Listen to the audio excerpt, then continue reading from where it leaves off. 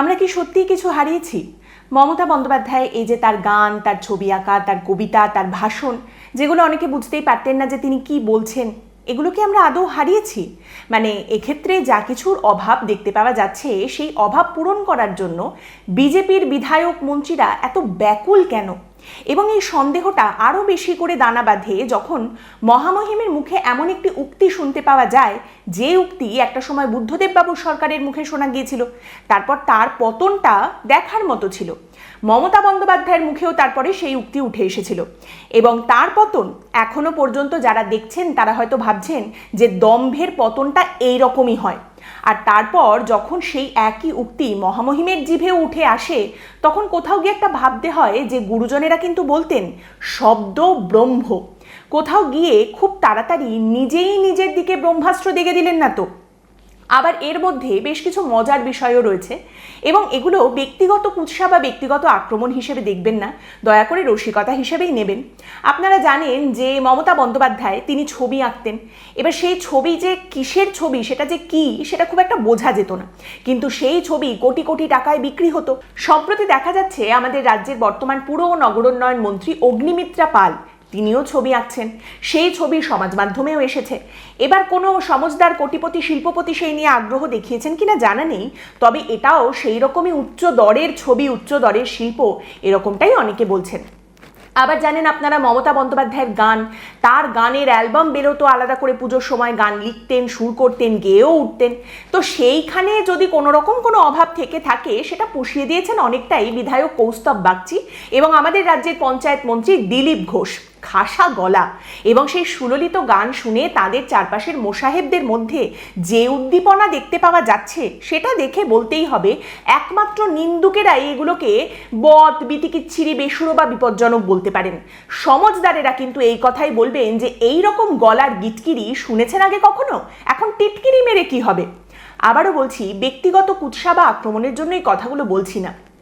মূল কথাটা বা এর মাধ্যমে যে প্রশ্নটা সামনে উঠে আসে, সেটা হচ্ছে যে খুব অল্প সময়ের মধ্যে একটা নতুন সরকার ক্ষমতায় আসার পর সেই সরকারের প্রতিনিধিরা চারপাশে গুণমুগ্ধ বেষ্টিত হয়ে অত্যন্ত দ্রুত, পাড়ার ভাষায় যেটাকে বলে ধরাকে সরাজ্ঞান করা, বিজেপিরও কি সেই রকমই ধরাকে সরাজ্ঞান করার কোনো প্রবণতা দেখতে পাওয়া যাচ্ছে? দেখুন, অগ্নিমিত্রা পাল ছবি আঁকতেই পারেন। তিনি ছবি আঁকবেন, পাশে শ্রমিক ভট্টাচার্য বসে শক্তি আওড়াবেন, ছবি আঁকে ছিঁড়ে ফেলে।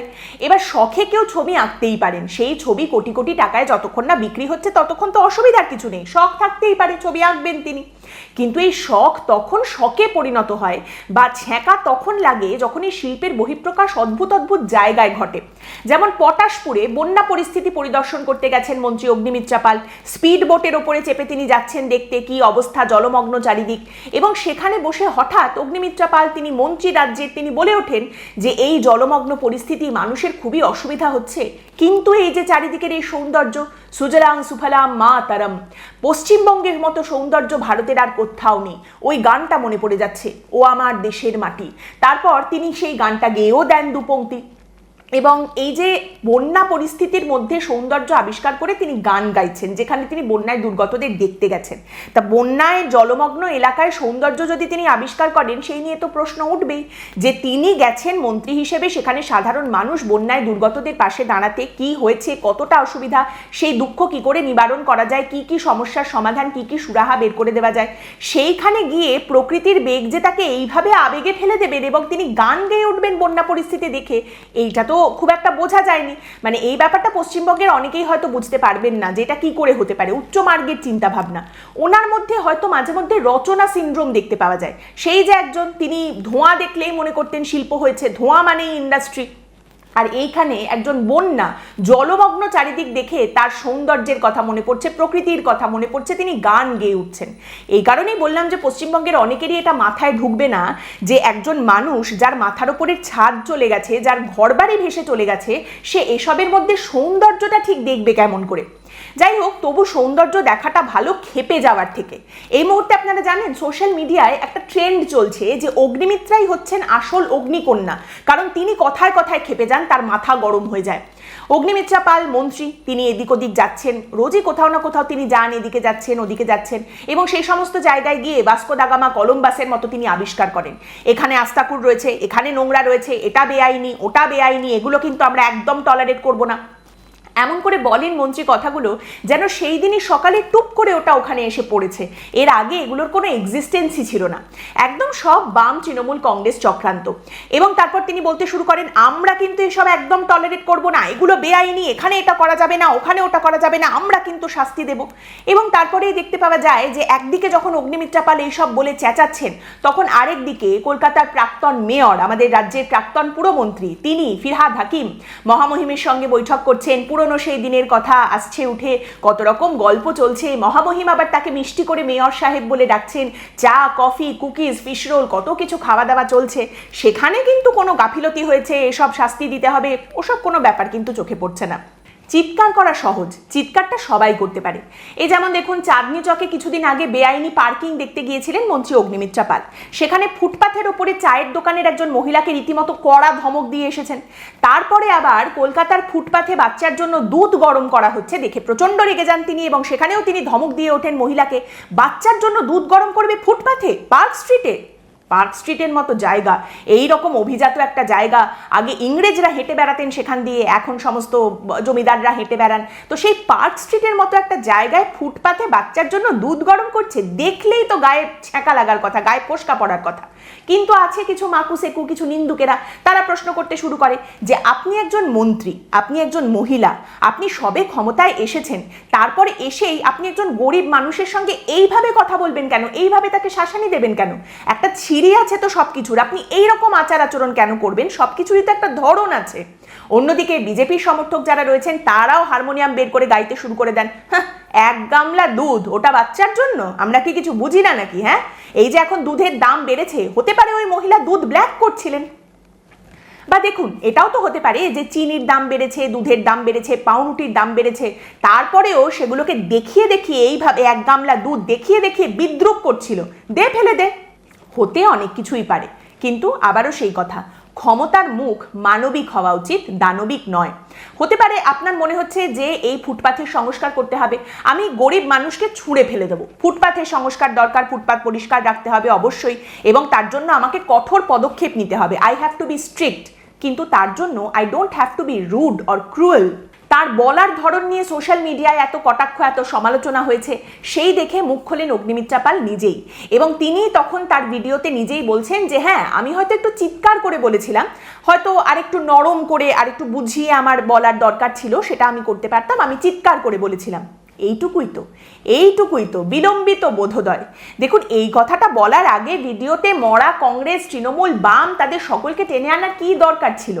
আপনি আলাদা হন, আপনি আলাদা রকমভাবে ক্ষমতা পালন করুন, ক্ষমতার মাধ্যমে কাজকর্ম করুন, মানুষ আপনার সঙ্গে ওদের পার্থক্যটা এমনিই বুঝে যাবেন, আলাদা করে আর এভাবে বলতেও হবে না। এবং এখানেই আরও একটা প্রশ্ন উঠে আসে যে এই যে বিভিন্ন জায়গায় গিয়ে গিয়ে তোপ ঝাড়ছেন অনেকেই, বিজেপির অনেকেই, অগ্নিমিত্রা পাল নিজেও বিভিন্ন জায়গায় গিয়ে অত্যন্ত বকাবকি করছেন, শাসানি দিচ্ছেন, এসব একদম টলারেট করা যাবে না। আচ্ছা, সেই সমস্ত জায়গা থেকে আপনারা চলে আসার পর সেখানে কাজকর্ম কি হচ্ছে, ফলো আপ কি হচ্ছে, বা আপনারা যেটা বলে এসেছেন সেটা কন্টিনিউ হচ্ছে কিনা, সেটা কি আপনারা দেখছেন? যদি না দেখেন, তাহলে এই সরকারের জন্য সব থেকে কঠিন যেটা বলা যেতে পারে যে আপনারা ক্যামেরার সামনে তার মানে বাহাদুরি দেখাচ্ছেন, বিভিন্ন জায়গায় চিৎকার চেঁচামেচি বকা ঝকা করে আসার পর সেখানে আদৌ সেগুলো কাজ করছে কিনা, সেগুলো কি আপনারা দেখছেন? এই নিয়ে কিন্তু অনেকেই সন্দিহান। এবং তারই সঙ্গে বলি, অগ্নিমিত্রা পাল তার ভিডিওতে বলেছেন ফুটপাথগুলো তো পরিষ্কার করতে হবে। ফুটপাথ যদি পরিষ্কার না হয়, বিনিয়োগ কি করে আসবে পশ্চিমবঙ্গে? পশ্চিমবঙ্গে যদি শিল্পপতিরা বাইরে থেকে আসেন এবং এসে দেখেন যে ফুটপাথ এইরকম নোংরা, তারা কি এখানে বিনিয়োগ করতে চাইবেন? এটা তো একটা শহরের সৌন্দর্যের সঙ্গে সঙ্গে শিল্প, বিনিয়োগ, অর্থনীতিরও একটা ব্যাপার রয়েছে। একদম ঠিক। আচ্ছা, এই বিনিয়োগের সঙ্গে তো তোলাবাজিরও একটা সম্পর্ক রয়েছে। তা তোলাবাজি কি বন্ধ করা গেছে? মানে রাজ্যের অর্থমন্ত্রী নিজে বলছেন তোলাবাজি নিয়ে অসন্তুষ্ট আমি, তোলাবাজি নিয়ে আমি অখুশি, তোলাবাজি বন্ধ করা যাচ্ছে না। তা সেইটাও তো শিল্প, বিনিয়োগ, এগুলোর জন্য বন্ধ করার দরকার আছে, সেখানেও তো কঠোর পদক্ষেপ নেওয়ার দরকার আছে, তাই না?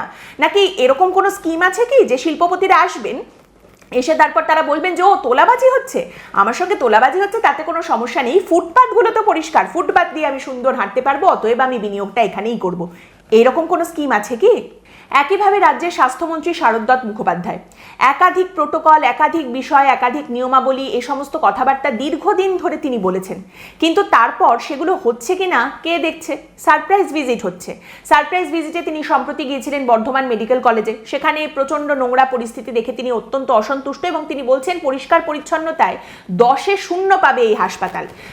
হাসপাতালে প্রত্যেক 10 মিটার অন্তর অন্তর ডাস্টবিন রাখার কথা তিনি বলে এসেছেন সব পরিষ্কার করতে হবে, রোগী এবং রোগীর পরিবার পরিজনদের মধ্যে সচেতনতা বৃদ্ধি করতে হবে সে কথাও বলেছেন। আবার তারই সঙ্গে নার্স, ডাক্তার, এই সমস্ত কিছুর ঘাটতি রয়েছে সে কথাও তিনি মেনে নিয়েছেন এবং তিনি বলছেন যে এগুলোর জন্য আমাদের অনেক পরিকল্পনা রয়েছে, এগুলো বাস্তবায়িত হবে, আস্তে আস্তে এগুলো আমরা সবই করব। দেখুন, বিষয়টা হচ্ছে এই যে পরিষ্কার পরিচ্ছন্নতা কাজকর্ম, এগুলোর ক্ষেত্রে একটা এসওপি, স্ট্যান্ডার্ড অপারেটিং প্রোটোকল, সেটা কি তৈরি করা হয়েছে? সেটা যদি না তৈরি করা হয় তাহলে ওই হাসপাতালে ওগুলো করতে হবে, এই হাসপাতালে এগুলো করতে হবে, এখানে ডাস্টবিন, ওখানে ডাস্টবিন, এগুলো শুধু বলে আসলে সেগুলো কাজের কাজে কি আদৌ লাগবে? আপনি যাবেন, সারপ্রাইজ ভিজিট দেবেন, আপনি বলে আসবেন, তারপর আলটিমেটলি সেই কাজটা হলো কি হলো না কেউ দেখার নেই। কটা ডাস্টবিন আলটিমেটলি বসলো ক মিটার দূরত্বে, কেউ সেটা দেখবেন না, কেউ সেটা জানবেন না। এবং তারই সঙ্গে নার্সের ঘাটতি রয়েছে, ডাক্তারের ঘাটতি রয়েছে, টেকনিশিয়ানের ঘাটতি রয়েছে, সাফাই কর্মীর ঘাটতি রয়েছে, এই সমস্ত কথাবার্তা স্বাস্থ্যমন্ত্রী নিজেই বলেছেন এবং তারপর উনি বলছেন এই নিয়ে আমাদের পরিকল্পনা রয়েছে, বাস্তবায়িত হবে। পরিকল্পনা যদি থেকে থাকে তাহলে এবার বাস্তবায়িত করার কাজটাও শুরু করুন, কারণ এই পরিকল্পনার যদি বাস্তবায়ন না হয় তাহলে বিষয়টা কিন্তু একেবারে সেই মমতা বন্দ্যোপাধ্যায় স্টান্টবাজির মতো হয়ে থাকবে। আপনারা জানেন, স্বাস্থ্যমন্ত্রী নিজেও জানেন, পশ্চিমবঙ্গে বিভিন্ন গ্রামীণ এলাকায় চিকিৎসা ব্যবস্থা যে পরিকাঠামো রয়েছে তার হাল শোচনীয়। কোথাও একেবারে ভাঙাচোরা ভূতের বাগিচার মতো পরিস্থিতির মধ্যে আউটডোর চলছে, কোথাও একটা বড় বিল্ডিং সেটা একেবারে একটা দিক অ্যাবান্ডেন্ড হয়ে পড়ে আছে, সেখানে দামি দামি ইকুইপমেন্ট সেগুলো পড়ে পড়ে নষ্ট হচ্ছে। ডু অ্যান অডিট, সেই সমস্ত কথাবার্তা কেউ চিন্তা করছে কি? আপনি বলেছিলেন যে গ্রামের দিকে ডাক্তার, নার্স, কর্মী তারা সবাই যাতে যান সেই ব্যবস্থা করা হবে, তা সেই সমস্ত ব্যবস্থাগুলো কবে শুরু হবে? এই ব্যবস্থা যদি ত্বরান্বিত না হয়, পদক্ষেপ, বাস্তবায়ন, রিক্রুটমেন্ট এগুলো যদি দেখতে পাওয়া না যায় তাহলে এই সারপ্রাইজ ভিজিটই পড়ে থাকবে। হঠাৎ হঠাৎ পৌঁছে গিয়ে সারপ্রাইজ দেওয়া, তার জায়গায় একটু কাজগুলোও করে দিন, কাজগুলো করে সারপ্রাইজ দিয়ে দিন, মানুষ আরো খুশি হয়ে যাবেন। অগ্নিমিত্রা পাল এই ফুটপাথে দুধ গরম করার ঘটনার ক্ষেত্রে বলছেন যে ফুটপাথগুলো তো খালি করতেই হবে। দেখুন, পেহলে দর্শনধারী পিছে গুণ বিচারি, এবং তারই সঙ্গে এটাও অন্তত ভাবুন যে বাইরে চিকন চাকন ভিতরে ভূতের নাচন, এটা চললেও কি ঠিক লাগবে? রাজ্যের উচ্চশিক্ষামন্ত্রী জগন্নাথ চট্টোপাধ্যায়, যিনি ক্ষমতায় আসার পরপরই বলেছিলেন শিক্ষাঙ্গনে কিছু করতে গেলে একেবারে সেটা গরম করে দেব, কলেজে উনি রাজনীতি হতে দেবেন না, বাম জমানার অনিলায়ন, তৃণমূলীকরণ এই সমস্ত কিছু তিনি হতে দেবেন না। এবং তারই সঙ্গে 18ই মে একটি কর্মসূচি থেকে মুখ্যমন্ত্রী শুভেন্দু অধিকারী বলেন যে কলেজ বা শিক্ষার যে প্রতিষ্ঠান রয়েছে সেগুলোকে তিনি রাজনীতি মুক্ত করবেন। তাহলে শিক্ষামন্ত্রী এবং তার সঙ্গে মুখ্যমন্ত্রী দুজনেই বলছেন যে কলেজকে রাজনীতি মুক্ত করা হবে, রাজনীতির আখড়া বানাতে দেওয়া যাবে না। তা কি করে করবেন আপনারা? ক্ষমতায় আসার পর দেখতে পাওয়া যাচ্ছে যে 247টা কলেজ পরিচালন সমিতির সভাপতি পদে নিয়োগ করা হয়েছে এবং দেখা যাচ্ছে 99% ক্ষেত্রে কলেজের পরিচালন সমিতির মাথায় সভাপতি হিসেবে বসানো হয়েছে বিজেপির বিধায়ক বা সাংসদকে। তাহলে রাজনীতি মুক্ত কি করে হলো? একেবারে তৃণমূল জমানার কাট কপি পেস্ট, একদম ডুপ্লিকেট দেখতে পাওয়া যাচ্ছে। আর এই নিয়ে যখন প্রশ্ন করা হচ্ছে তখন জগন্নাথ চট্টোপাধ্যায় বলছেন কলেজ বা শিক্ষা প্রতিষ্ঠানকে রাজনীতির আখড়া বানাতে দেব না বলেছিলাম, কিন্তু তাই বলে কলেজ পরিচালনার ক্ষেত্রে স্থানীয় জনপ্রতিনিধির কোনো রকম কোনো হাত থাকবে না, ভূমিকা থাকবে না, সেটা তো নয়। আচ্ছা, তৃণমূল জমানাতে তৃণমূলের তরফ থেকেও ঠিক এই কথাই বলা হতো, তাহলে পার্থক্যটা কোথায় হলো? তফাৎটা কি হলো? তফাৎটা এইটা, ট্রাস্ট মি ব্রো, আমাকে বিশ্বাস করো, আমি একদম ওদের মতো নই, আমি কিন্তু ওদের থেকে একদম আলাদা, আমি একেবারে শোনটা শোনা মনটা মনা। মালতী, বিশ্বাস করো, আমি তোমার এক্সের মতো একেবারে নই। পশ্চিমবঙ্গের এই সরকার একটাই গান হারমোনিয়াম বাজিয়ে দুরকম ভাবে গেয়ে যাচ্ছে। একদিক থেকে একবার সরকার হারমোনিয়াম বাজিয়ে গাইছে যে এর আগে বাম, তৃণমূল, কংগ্রেস কেউ কিচ্ছু করেনি, সব আমাকেই করতে হচ্ছে। আবার আরেক দিক থেকে একই গান হারমোনিয়াম বাজিয়ে সরকার বলছে যে এর আগে তো বাম, তৃণমূল, কংগ্রেস কেউ কিছু করেইনি, আমি এত তাড়াতাড়ি কি করে করব, আমার কাছ থেকে এত তাড়াতাড়ি তুমি কি করে এক্সপেক্ট করবে? তাহলে মানুষ করবেটা কি? তোলাবাজি, গোষ্ঠীদ্বন্দ্ব, ভালো তৃণমূলকে আপন করে নিয়ে কোলে বসিয়ে নেওয়া, এইগুলোর ক্ষেত্রে কই আপনাদের তো কখনো মনে হয়নি যে এত তাড়াতাড়ি কি করে করা যেতে পারে? ক্ষমতায় আসার পর থেকেই এই সমস্ত কাজের ক্ষেত্রে তো আপনারা একেবারে ফুল স্পিড নিয়ে নিয়েছেন। তাহলে অন্য দিকের কাজগুলোর কথা বললেই তখন এই একটা সুর কেন বাজে বলুন তো? এবং তার থেকেও বড় কথা, আগে তৃণমূল কংগ্রেসের নেতারা কিরকম হুমকি হুঁশিয়ারি দিতেন, কিরকম তড়পাতেন মনে আছে তো? তৃণমূলের নামে বদনাম করবে, আবার লক্ষ্মীর ভান্ডার পাবে। মহুয়া মৈত্র কিরকম বলেছিলেন যে মমতা বন্দ্যোপাধ্যায়ের নামে বদনাম করবে, মমতা বন্দ্যোপাধ্যায়কে ভোট দেবে না, তারপর লক্ষ্মীর ভান্ডার পাবে। এখন ঠিক সেই এক জিনিস দেখতে পাওয়া যাচ্ছে, শুধু একটা শব্দ বদলে গেছে। তৃণমূল নেতার জায়গায় এখন বিজেপি নেতাদের মুখে এইসব শোনা যাচ্ছে। বিজেপির সরকারের সুযোগ সুবিধা নেবে, তারপর বিজেপির সরকারকে নিয়ে এই বাজে কথা বলবে, সমালোচনা করবে, এইসব কিন্তু করা যাবে না। নাম তোলার ক্ষমতা যদি আমাদের থাকে, তাহলে কিন্তু নাম কাটার ক্ষমতাও আমরা রাখতে পারি। কে বলছেন? বিজেপির নেতা, মালদার বিজেপির নেতা তারাশঙ্কর রায়, তিনি এই কথা বলছেন। জানা যাচ্ছে সম্প্রতি মহামহিম মুখ্যমন্ত্রী শুভেন্দু অধিকারী বিজেপির নেতাদের ভদ্র, নম্র, বিনয়ী হওয়ার পরামর্শ দিয়েছেন। বিজেপির নেতারা মহামহিমের এই পরামর্শ খুব একটা নিচ্ছেন, মানছেন এমনটা আপাতত এখনো দেখতে পাওয়া যাচ্ছে না। মহামহিম মুখ্যমন্ত্রী নিজেই কি নিজের কথার ধার ধারেন? কে জানে, বলতে পারবো না। সম্প্রতি তিনি নিজে এই চর্চায় নেমেছেন যে তাকে নিয়ে খুব একটা কোনো ট্রায়াল, মিডিয়া ট্রায়াল করে কিন্তু কোনো লাভ হবে না। তাকে নিয়ে মিডিয়া ট্রায়াল করে কোনো লাভ নেই, তাকে কিন্তু একেবারে ধমকানো চমকানো যাবে না। যদিও ওনাকে কে ধমকাচ্ছে চমকাচ্ছে সেটা তো একমাত্র উনিই বলতে পারবেন। অন্নপূর্ণা যোজনার বিষয়টা নিয়ে তার সরকারকে মেলাইন করার চেষ্টা করা হচ্ছে, এসব করে কোনো লাভ নেই। আমরা বিপুল ম্যান্ডেট নিয়ে ক্ষমতায় এসেছি, তিনি বলছেন বিপুল ম্যান্ডেট মানে আমি কাউকে ডরাই, আমারে সবাই ডরায়। দেখুন, এই যে বিপুল ম্যান্ডেট নিয়ে ক্ষমতায় এসেছি এবং আমার কেউ কিচ্ছু করতে পারবে না, এর মধ্যে পশ্চিমবঙ্গের একটা রাজনৈতিক ইতিহাস লুকিয়ে রয়েছে। এখন অস্বীকার করতে পারেন, কিন্তু বাম সরকারের আমলে একটা সময় বাম সরকারের তরফ থেকে শোনা যেত এই কথা যে বিপুল ম্যান্ডেট আমাদের সঙ্গে রয়েছে, মানুষ আমাদের পাশে রয়েছে, মানুষ আমাদের ভোট দিচ্ছে, কে আমার কি করে নেবে। সেই রকমই তারপরে কি হলো সে তো সবাই দেখেছেন। তারপর তৃণমূল কংগ্রেস, মমতা বন্দ্যোপাধ্যায়ের মুখে এরকম কথা শোনা গেল, বিপুল ভোটে মানুষ আমাদের জিতিয়েছেন, মানুষ আমাদের সঙ্গে আছেন, আপনারা লিউকোপ্লাস্ট লাগিয়ে বসে থাকুন, বিরোধীরা সব এখন চুপ করে বসে থাকুন। তারপর সেখানে কি হয়েছে সেটাও তো দেখতে পাওয়াই গেছে। সেই রকম এখন শুভেন্দু অধিকারী বলছেন বিপুল ম্যান্ডেট নিয়ে আমরা ক্ষমতায় এসেছি। অন্নপূর্ণা যোজনা নিয়ে এই যে চারিদিকে ক্ষোভ বিক্ষোভ আছড়ে পড়ছে, মহিলাদের এই যে বক্তব্য তারা টাকা পাচ্ছেন না সেই নিয়ে ক্ষোভ, এই প্রসঙ্গে শুভেন্দু অধিকারীকে প্রশ্ন করা হলে তিনি কি বলছেন? তিনি বলছেন যে দেখুন, এই সরকার মাথা নিচু করার সরকার নয়, আমরা বিপুল ম্যান্ডেট নিয়ে ক্ষমতায় এসেছি, 208 জন এমএলএ, আমি ছেড়েছি তাই 207, 5 বছরের ম্যান্ডেট, 2,92,00,000 ভোটার, এত ওয়ারিড হওয়ার কি আছে? এখন থেকে এত চিন্তার কি আছে? এত চঞ্চল হলে কি করে হবে? যা যোগ বিয়োগ সব 5 বছর পরে হবে, ও সব 5 বছর পরে দেখা যাবে। আর ক্ষোভ বিক্ষোভ, কোথাও কোনো বিক্ষোভ নেই, কোনো বিক্ষোভ নেই, কোথাও বিক্ষোভ নেই। অভিনন্দন যাত্রা অনেক বেশি হচ্ছে, বড় বড় লম্বা লম্বা অভিনন্দন যাত্রা হচ্ছে। দেখুন, শুভেন্দু অধিকারী বড়লোক বাড়ির ছেলে, তিনি গাড়িতে চড়েন, গাড়িতে বসে সামনে বালির ট্রাকের পেছনে কি লেখা আছে সেইটা দেখে অন্নপূর্ণা যোজনা নিয়ে বিরোধীরা যে কথাগুলো বলছেন তার পরিপ্রেক্ষিতে শুভেন্দু অধিকারী বিরোধীদের উদ্দেশ্য করে বলেন যে দেখবি আর জ্বলবি, লুচির মতো ফুলবি। উনি যদি গরিব হতেন এবং উনি যদি বাসে যাতায়াত করতেন, তাহলে উনি দেখতে পেতেন বাসের ভেতরে লেখা থাকে দিচ্ছি দিচ্ছি করবেন না, মিটিয়ে দিন। এখন কিছু মানুষ এটা বলতে শুরু করেছেন যে এটা তো বিজেপির সরকার নয়, এটা তো তৃণমূল 2.0 সরকার, বা এটা বিক্ষুব্ধ তৃণমূলের গোঁজামিল সরকার। কারণ একদিকে দেখতে পাওয়া যাচ্ছে যে তৃণমূলীকরণ হবে না টবে না এই সমস্ত কিছু বলার পরেও প্রথমত বিজেপির মধ্যে পুরনো তৃণমূল ভর্তি, তারপরে আবার লোকসভায় তৃণমূল কংগ্রেসকে আপন করে পাশে বসিয়ে নেওয়া হচ্ছে, রাজ্যে বিধানসভাতেও ভালো তৃণমূল তারাও এসে পাশে বসে পড়ছে, এবং তারই সঙ্গে তৃণমূল আমলে যা যা খারাপ হতো, তোলাবাজি, হুমকি হুঁশিয়ারি, কলেজের ইউনিয়ন দখল করে নেওয়া, যা যা হতো সেই সমস্ত কিছু চলছে, সেই সমস্ত কিছু হয়েই যাচ্ছে। বিজেপি আসার পর যা যা ভালো হওয়ার কথা ছিল সেগুলোর কথা বললেই বলা হচ্ছে আমাদের আরেকটু সময় দিন, আমরা ঠিক করব। এইভাবে বেশি দিন চলতে পারে না। দেখুন, বিপুল ম্যান্ডেট নিয়ে পশ্চিমবঙ্গে অনেকেই ক্ষমতায় এসেছেন, কিন্তু তারপর তাসের ঘরের মতো তাদের প্রাচীর কিন্তু হুড়মুড়িয়ে ভেঙে পড়েছে। আস্ফালন নয়, জনকল্যাণের দিকে মন দিয়ে এগোনোই মনে হয় ভালো। এবং একদম শেষে বলি যে আজকের পর্বে পাপিয়া অধিকারী বা শর্বরী মুখোপাধ্যায়কে নিয়ে কেন কিছু বললাম না, তাদের বক্তব্য নিয়ে কেন কিছু বললাম না, সেই নিয়ে অনেকের হয়তো অভিযোগ থাকতে পারে।